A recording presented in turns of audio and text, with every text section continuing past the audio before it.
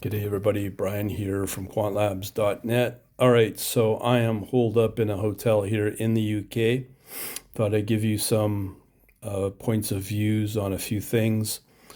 First, somebody asked about James Simmons, some videos on that. If you go to quantlabsnet.com, there's a search bar. You should find Jim Simons in there. There's about a couple of articles on there. There's one post I put up about what's his secret sauce on the algo side, so you may want to get access to that. So the other thing I wanted to talk about is spending time in London. I've been in London in about 12 years. I put up a post on my Facebook already with the sunrise coming up, but just generally, I wanted to talk about my view of the potential trees of opportunity in London for getting into HFT, C++. As far as I know, still number one market in the world for high-paying, high-frequency jobs. It still exists. Obviously, you got to have an Ivy League school for that, meaning MIT, a very high-level Stanford, like a really well-recognized degree. This is coming from entry-level positions. Also having very strong work experience in terms of internship or as I've shown and talked about in the past regarding as a student with what you've put out there in terms of coding projects and the like. One of my videos that has gone, I won't call it viral, but more popular videos about how banks are looking for programmers, coders to get into banks now. This is involving JP Morgan, um, Goldman Sachs with the GS Quant project that they have on GitHub. And just that's the way market analysts are getting judged now to get into the banks because they're now going from banking to more technological kind of corporations. And coding is the way in, namely Python to have extra uniqueness to your resume, I guess. Helps to have C++. Java can help as well, but really C++, showcasing your skills. When you have the downtime like I've been having for the last 3 days, things go in your head, and as you know, I'm going to be back in my home in October, first week of October. So once that's done, I'll have a lot of new things I'll be bringing into a course. It's really more a private community, more like a coding shop. We're like when I look at the contacts I've been getting on my email opt-ins, they've been pretty high end managing partners, managing directors from well recognized finance firms, private equity, banks. So somehow they are seeing the channel. And if you are one of them, thank you for joining. These are the people that are pretty influential in terms of hiring, people that judge, people that have initiatives in their jobs or for these type of high paying jobs. Communication skills is number one. If you don't have the ability to prove your love for finance, your initiative, your drive, I'm not saying you can't get a job in these type of firms, but you will be passed over from other people. I mean, namely, when you look at my case, Hong Kong students that I've seen, man, they're good. In some other countries as well, but a lot of out of Asia and that region, wow, it's impressive. Also, if you're coming out of North America, you're doing really good. But it all comes down to your educational and your level of schooling. Now, that's not meaning to discourage people that may not even have a passion, or sorry, an education. There are lots of self-taught people. I'll tell you this: you can still do very well with the abilities to be self-learning. I think I've got a degree and all, and I'm just a bachelor's, but my bachelor goes all the way back to in the early 90s. So that's how far back I am as a fossil. But right now, what's important is if you, as I said, have the drive, the initiative, the work ethic, and just want to learn with the way the markets are going, we can't trust the market trends to always go up. And even if you want to take even more advantage of what's available in the futures and options market, learning this stuff on a micro structure level can give you lots of advantages because you're seeing the professional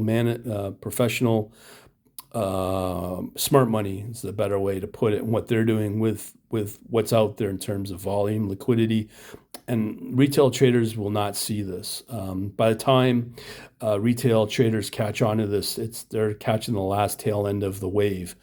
But if you're able to watch what's seeing at the pricing engine level on an exchange, and being able to see the blurts of opportunities with this type of data, you can do pretty well. And if you're able to trade it as well, you can do that. There's lots of services available out there. I mean, they're not cheap to be able to see this. One gateway to see that is through TradingView. I've talked about it. Hopefully you know what I'm talking about because this sort of thing, TradingView as a company and their terms of service are very strict about it.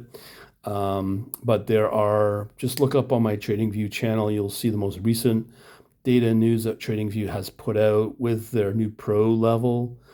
And it's sub-second, no, not sub-second, but I think it is sub-second, but it's a couple $100 a month. You will not get it that cheap to get that type of access to data and use their proprietary language for that.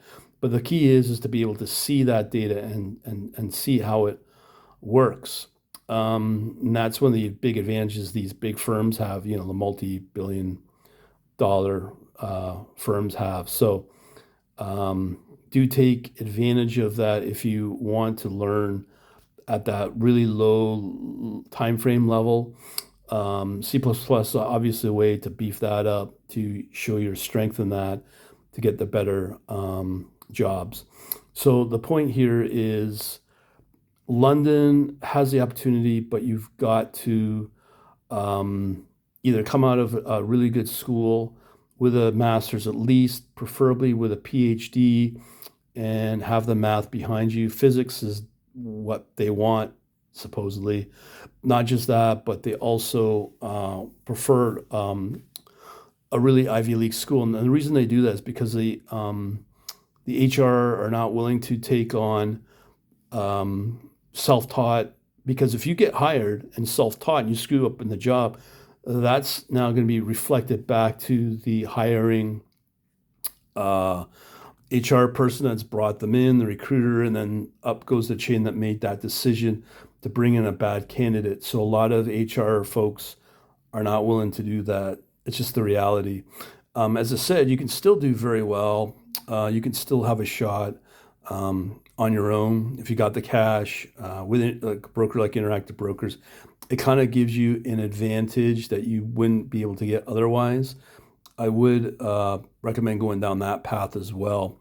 So again, coming back to London, the opportunities are there, but you either got to be in the events, doing something online on LinkedIn. I mean, that's now my number one source of traffic outside of YouTube. And with LinkedIn, they're out there and they're looking for people. And as I said, this channel is able to attract the managing directors, managing partners.